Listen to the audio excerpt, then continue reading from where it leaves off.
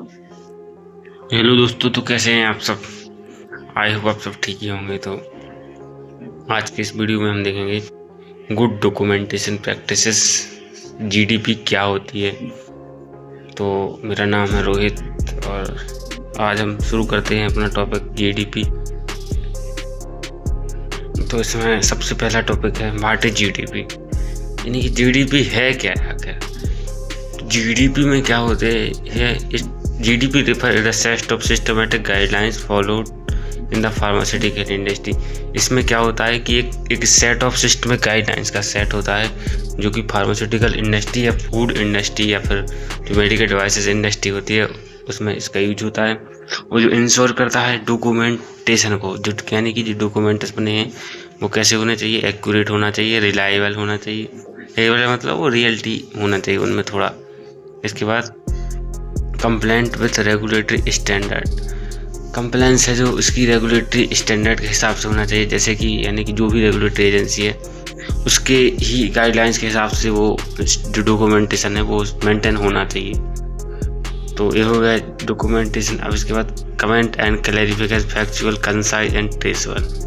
3 word इसमें, factual है, concise है, ट्रेसेबल है। फैक्चुअल का मतलब क्या है सॉरी, इसमें क्या होता है वो फैक्ट पर बेस होना चाहिए। ऐसा ना हो कि आपने कुछ भी सपोज कर लिया, ठीक है, तो मतलब वो फैक्चुअल हुई होना चाहिए जो भी आपका कमेंट क्लैरिफिकेशन है।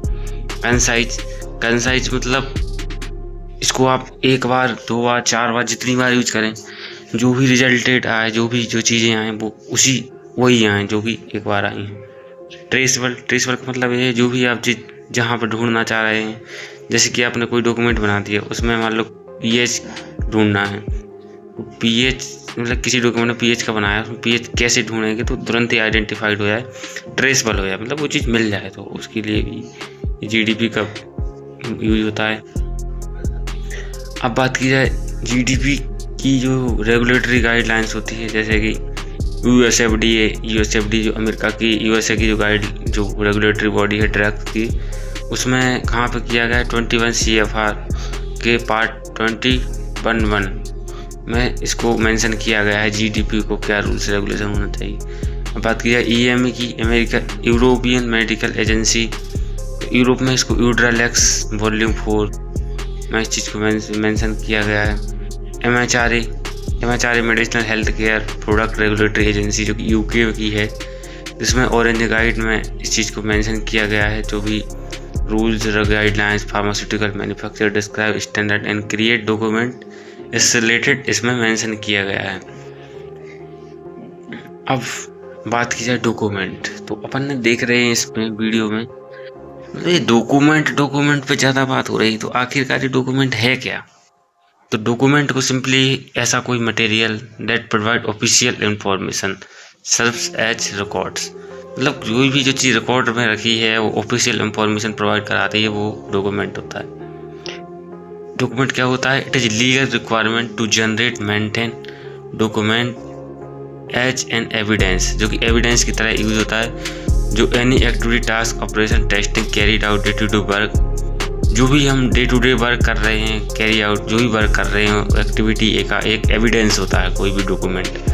मतलब कि आपने कोई एक्टिविटी की है, प्रॉपर है, नहीं की है, वो इस चीज़ पर निर्भर करती है कि आपका डॉक्यूमेंट कैसा है। अगर आपका डॉक्यूमेंट अच्छा है, प्रॉपर है, तो जो आपने काम किया है वो अच्छे से किया है, मतलब उस चीज़ का एक सबूत होता है। सीधी बात, आई विटनेस, एविडेंस समझते हैं ना वो, हाँ वही।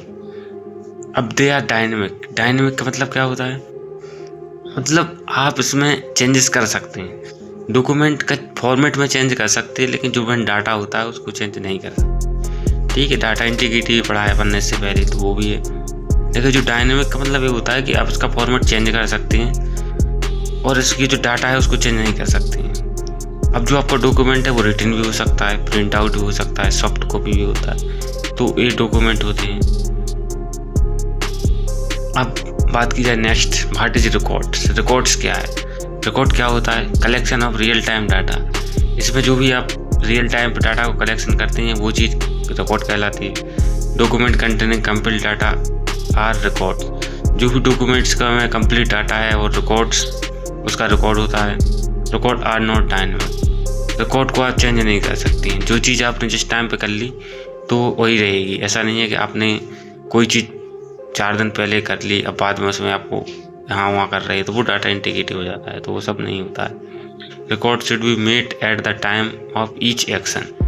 जो भी आपने रिकॉर्ड बनाया है वो क्या होना चाहिए, उसमें जो भी आपने एक्टिविटी की है उसको प्रॉपर मेंशन होना चाहिए, उसके प्रॉपर टाइम पे, मतलब उसी टाइम पे। वैसा नहीं को कभी भी आप कर रही हैं, ठीक है, तो उसमें मेंशन होता है।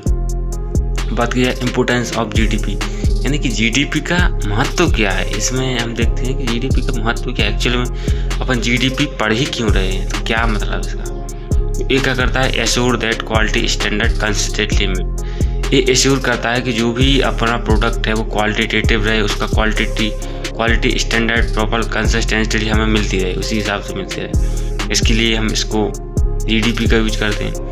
और बात की जाए communicate this standard to interact with product, मतलब जो भी अपना प्रोडक्ट बन रहा है उसमें जो कम्युनिकेशन है वो प्रॉपरली होता रहे। ऐसा नहीं हो कि आपने कुछ लिख दिया तो अगला आदमी आके कुछ और पढ़ रहा है। मान लो आपने कोई एक प्रोसेस कंप्लीट किया, आपने डॉक्यूमेंट कर दिया, वो आपने ऐसा डॉक्यूमेंट किया कि जो अगला आदमी बंदा आएगा उसको वो चीज़ समझ ही ना आए, तो इसमें क्या होता है, मिसकम्युनिकेशन होता है। तो कम्युनिकेशन को इम्प्रूव करने के लिए डॉक्यूमेंट सबसे ज़रूरी है, जीडीपी का यूज पालन करना। इसके बाद use to define specification for material and method manufacturing control. इसमें क्या होता है, डिफाइन किया जाता है जो मटेरियल है उसको कैसे यूज करना है, मतलब स्पेसिफाइड कहाँ यूज करना है, मेथड्स कौन सा मेथड्स यूज करना है। और इसके बाद material and for methods of manufacturing and control decisions making to be taking, ये सब चीज़ें हैं। इसके बाद they allow decision to be taken on batch release, they provide an audit trial. जो क्या करते हैं, ऑडिट ट्रायल लेते हैं। Ensure availability of data of validation, sorry of F लिखा है, इसे ऑफ होना चाहिए। रिव्यू एंड स्टैटिकल एनालिसिस, इसमें क्या करते हैं अपन, स्टैटिकल एनालिसिस करते हैं। करेंटली डॉक्यूमेंटेड प्रिवेंट एरर, जो भी अपन ने अगर डॉक्यूमेंट अच्छा किया है तो उससे ये होता है कि जो अपने एरर हैं वो प्रिवेंट हो सकते हैं। होते ही प्रिवेंट एरर के लिए ही हम जीडीपी का यूज करते हैं। अब क्या याद रखना है, याद रखिए कि इफ रेगुलेटरी अफेयर से ऑन, मतलब जो रेगुलेटरी बॉडी हैं उनका ऐसा मानना है कि आप,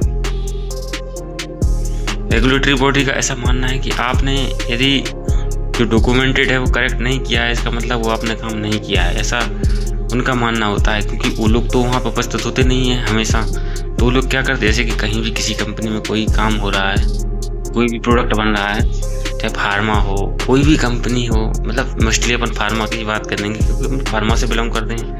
फार्मा में क्या होता है कि जैसे कोई भी प्रोडक्ट चल रहा है, अपना बन रहा है, तो उस समय रेगुलेटरी बॉडी तो होती नहीं है हमेशा, वो तो कभी कभी आती हैं ऑडिट के लिए। वो आके क्या करती हैं, वो आके अपना डॉक्यूमेंट ही चेक करती हैं। अगर आपको डॉक्यूमेंट कंप्लीटेड नहीं है उसके हिसाब से, तो आपने प्रॉपर काम नहीं किया है, तो उसका मतलब क्या है कि आपने जो भी काम किया है वो अच्छे से नहीं किया ही नहीं, ठीक है। If not can not be understand, मतलब आपने यदि वो चीज़ नहीं समझी है, इट वाज नॉट डॉक्यूमेंटेड, मतलब आपको वो चीज़ समझ में नहीं आई थी इसलिए ही आपने डॉक्यूमेंट नहीं किया है, ठीक है। तो इस प्रकार से ये होता है। कुछ जनरल इंस्ट्रक्शंस हैं जो कि अपन को जीडीपी में फॉलो करने रहते हैं, जैसे कि date formats.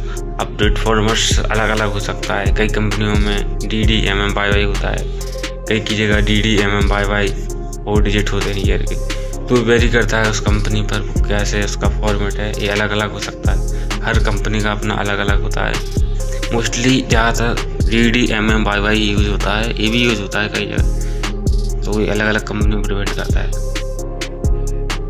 Date of year RS वो उसी में। टाइम 40 आवर o'clock, टाइम तो हर जगह ही 24 आवर यूज होता है, इसमें कोई वो नहीं है, किसी भी जगह किसी भी कंपनी में कोई ऐसा नहीं है कहीं पे AM PM का सिस्टम नहीं रहता है, सीधा 24 आवर के हिसाब से ही नोट्स होता है।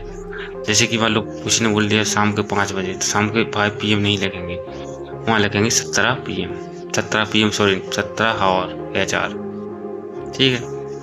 इसके बाद डेसिमल फॉर्मेट। अब डेसिमल फॉर्मेट में कोई चीज़ लिख रहे हैं तो उसमें क्या है कि आपको 0 पहले लगाना पड़ेगा, जैसे लिखा है 0.2 करेक्ट है, ऐसे ही लिखना है। एरो इज नॉट परमिटेड, आपको एरो नहीं लगाना है इधर उधर। ऑलवेज फिल इन ब्लैंक्स, कोई भी आपको खाली जगह नहीं छोड़नी है, उसको फिल करना है। If truly not applicable N A written and with sign and date, आपने कहीं भी एन ए लिखा तो वहाँ पर अपना साइन एंड डेट मानना है। उसके बाद ऑलवेज इंटर्स करेक्ट इन्फॉर्मेशन, आपने जो भी इंफॉर्मेशन लिखी है वो कैसी होनी चाहिए, करेक्ट होनी चाहिए, कुछ भी नहीं लिखना है उल्टा सीधा। Do not right original data on scrap paper, मतलब आपको कोई भी स्क्रैप पेपर पर डाटा को नहीं लिखना है, कहीं इधर उधर हाथ पर नहीं लिखना है, कोई भी टॉवल वगैरह पर नहीं लिखना है। अदर नोट्स बुक, आपको जो भी लिखना है वो आपको जो डॉक्यूमेंट दिया जाएगा BMR PPR, उसी पर ही डायरेक्ट एंट्री करनी है। ऐसा नहीं कि आप कहीं भी लिख रहे हैं किसी भी पेज पन्ना पर, तो ये नहीं चलता है उधर। Always attach print outs and level, आपको जो भी ओरिजिनल रॉ डाटा है तो उसको हमेशा ही अटैच करना है। कोई भी वैल्यू आपने लिखी, मान लो कहीं वजन किया आपने, किसी चीज़ का वेइंग किया, तो भी में आपको जो उससे पर्ची निकलती है वो पर्ची उसमें अटैच करना है, और उसकी वैल्यू है वो यहाँ पर फिल करनी होती है, कॉलम में फिल भी करना है, साथ साथ अटैच भी करना कंपलसरी रहता है। इसमें एक प्रूफ रहता है कि हाँ आपने प्रॉपर किया है। Never through away original data, आपको कभी भी ओरिजिनल डाटा से छेड़छाड़ नहीं करनी है, मतलब यहाँ वहाँ नहीं फेंकना है, प्रॉपर उसको चिपकाना है जहाँ उसकी ज़रूरत है उस हिसाब से। फाइनली ओरिजिनल इंफॉर्मेशन और data should be not be lost and manipulated, जो ओरिजिनल इंफॉर्मेशन है उसको नहीं खोना है और जो उसमें मैनिपुलेट नहीं करना है। मैनिपुलेट मतलब होता क्या है कि जैसे कि 5000 टैबलेट आपको बनाना है, एक एग्जाम्पल लेते हैं, 5000 टैबलेट आपको बनाना है। 5000 में क्या हुआ कि आपने पैकिंग में है आप मान लो, तो आपने 5000 का टारगेट है, तो वहाँ से टैबलेट आई 6000, आपने क्या किया, आपकी 1200 रिजेक्शन हुए, आपने दे दिया कि हाँ हमारी 48,000 बनी है, तो वहाँ से रिजेक्शन इतना ज़्यादा हो गया। अब आपको लगा कि नहीं ज़्यादा रिजेक्शन हो रहा है, तो आपने क्या किया, उसको वहाँ से कम कर दी और यहाँ पर बढ़ा दी, मतलब 5000 और बैच चला दिया दोबारा। तो मैनिपुलेट मतलब छेड़छाड़ करना ही होता है एक हिसाब से, अपने हिसाब से कुछ भी उसमें एडिट या हटाना जोड़ना, ये सब चीज़ें। Always right clearly and legible, आप जो भी चीज़ लिख रहे हैं वो कैसा होना चाहिए, साफ होना चाहिए, जो दिखने लायक हो, पढ़ने लायक हो। लीजिबल मतलब पढ़ने समझने लायक। Affixing supporting documents to the page sensitive paper, आप जो भी सेंसिटिव पेपर है उसको एक अच्छी जगह रखना चाहिए, उसका प्रॉपरली फाइल में। ऐसा नहीं हो कि ऐसे ही ले फिर रहे हैं, तो ये चीज़ नहीं चलती। व्हाट शुड डू यू, आपको क्या करना है, use only bulb and blue, जहाँ तक प्रोडक्शन जो एरिया होता है, बाकी जितने भी एरिया होते हैं वहाँ पर ब्लू पेन यूज होता है। मैन्युफैक्चरिंग वाले जैसे QC में भी नीला पेन होता है, लेकिन एक डिपार्टमेंट होता है IPQA, जो QA का पार्ट होता है फार्मा में, तो इसमें क्या होता है कि ग्रीन पेन चलता है, बाकी हर जगह ब्लू पेन ही यूज होता है जहाँ तक इंडस्ट्री में। यूज अ बाइंडर और फोल्डर, आप जो भी फाइल लिए हों उसको प्रॉपर फोल्डर में रखना है, और आपको वहाँ पर बाइंडर का यूज करना है। कुछ मतलब स्टेपलर वगैरह अलाउड नहीं रहता है, जैसे नीचे लिखा है ना, do not use staples taps glue, ये चीज़ वहाँ पर नहीं देना है। प्रैक्टिस टू ऑनलाइन डॉक्यूमेंटेशन, और आपको हमेशा इस चीज़ की प्रैक्टिस रखनी है कि आप जो भी डॉक्यूमेंट कर रहे हैं वो ऑनलाइन हो। ऑनलाइन का मतलब जो जिस समय हो रहा है वहीं तुरंत ही उसको चीज़ को नोट करना है। ऐसा नहीं हो कि मान लो आपकी शिफ्ट चल रही है, तो चला आपने लास्ट के 2 घंटों में सब कुछ भर दिया, जो काम कभी भी हुआ उससे मतलब नहीं होता। जो भी आपको करना है ऑनलाइन ही करना है। इसके बाद है नेवर बैकडेट और फॉल्स रिकॉर्ड, आपको बैकडेट में कुछ काम नहीं करना है। जैसे कि आपने कल जो काम किया था उसको भूल गए आप, अब दोबारा परसों की उसी चीज़ कल का काम कर रहे हो, तो ये चीज़ नहीं है, ये चीज़ नहीं वहाँ पर करना है। इससे क्या होता है कि डॉक्यूमेंटेशन प्रॉपर नहीं हो पाता है। अब जैसे कि आपने कोई भी एरर हो गया आपसे, कोई भी गलती हो गई आपसे डॉक्यूमेंट में, अब उसको सही कैसे करें, तो सही करने का भी तरीका ये होता है जो कि स्टैंडर्ड तरीका होता है। करेक्शन मट बी लीजिबल, आप जो भी करेक्ट कर रहे हैं, जैसे कि आपने कुछ गलत लिख दिया तो उसको पहले सिंगल लाइन से कट करना है, ऐसा कट करना है कि वो प्रॉपर दिखे, समझ में भी आए सामने वाले को आपने पहले क्या लिखा था। इसके बाद never cross obliterate entry use in the correction page white flute, आपको कोई वाइट फ्लूट का यूज नहीं करना है, कुछ ऐसा नहीं करना है कि कुछ दिखे ही ना, मतलब जो भी आप काट रहे हैं वो प्रॉपर दिखना चाहिए। Use a strike to identify, जो भी स्ट्राइक आप लगा रहे हैं वो उसको आइडेंटिफाइड हो। Error correction items being corrected, और जो भी आपने कट किया है उसके नीचे उस चीज़ को सही करके लिखना है। Write reason correction close in the error possible. और आप जो भी आपने करेक्ट किया है उसको स्टिक मार्क देना है, आइडेंटिफिकेशन मार्क्स, और इसको जो पेज का बॉटम होता है वहाँ पर उस चीज़ को जस्टिफिकेशन देना है कि ये क्यों गलत होगा, क्या इसका रीज़न था। देने के बाद आपको डाइट साइन सिग्नेचर वहाँ पर नीचे करना है। ठीक है, इस प्रकार से ये होता है। अब बात चेक्ड बाई, तो इसमें एक टर्म आता है चेक्ड बाई रिव्यूड बाई। इसमें क्या होता है, चेक्ड बाई क्या होता है, रिव्यूड बाई क्या होता है। Checked by verified by done immediately after the activity long with performer verify present together a critical activity. जो चेक्ड बाई पे जिसके साइन होते हैं वो क्या होते हैं कि वो मतलब डायरेक्टली इन्वॉल्व है उस चीज़ में, मतलब वो उसकी आंखों के सामने ही हुआ है। जैसे आई विटनेस बोलते हैं कि मतलब हम देख रहे थे उस चीज़ को, तो आपका साइन चेक्ड बाई का होगा। अब होता है रिव्यूड बाई। रिव्यूड बाई कब होता है, रिव्यूड बाई जब होता है जब कोई प्रोसेस कंप्लीट हो जाती है, इसके बाद ही उसका रिव्यू होता है, जो इंडिपेंडेंटली होता है, किसी के दबाव में आकर नहीं करना पड़ता है। उसमें आपको कंप्लायंस देखना पड़ता है, एडहेरेंस देखना पड़ता है, प्रोसीजर स्पेसिफिकेशन, ये सब चीज़ें देखनी होती हैं। तो रिव्यू बाई जहाँ तक है IPQ वाले करते हैं, जो इन प्रोसेस क्वालिटी एश्योरेंस वाले होते हैं। ठीक है, ऑलवेज रिमेंबर, आपको हमेशा याद रखना है GDP impact lot on product quality. आप अगर GDP का प्रॉपर फॉलो कर रहे हैं तो उससे प्रोडक्ट की क्वालिटी मेंटेन रहती है, रेगुलेटरी कंप्लायंस नहीं आते हैं, एम्प्लॉय को खुश होते हैं। एम्प्लॉय मतलब कोई भी, अगर आपको रेगुलेटरी कंप्लायंस आ रहे हैं तो मतलब वो चीज़ आप सही नहीं कर रहे हो तो उस पर एम्प्लॉय पे ही फर्क पड़ता है। कोई भी कंपनी ऑडिट फेल होता है तो वो बंद हो जाती है, और बंद हो जाती है तो उसमें एम्प्लॉय का भी नाम खराब होता है, कंपनी का तो होता ही है। पुअर नो डॉक्यूमेंटेशन, मतलब आप अगर अच्छा डॉक्यूमेंट नहीं करेंगे, थोड़ा सही नहीं रहेगा तो उसमें कंपनी को हाई कॉस्ट आती है, और अच्छा डॉक्यूमेंट करेंगे तो लो कॉस्ट में ही कंपनी चलती है।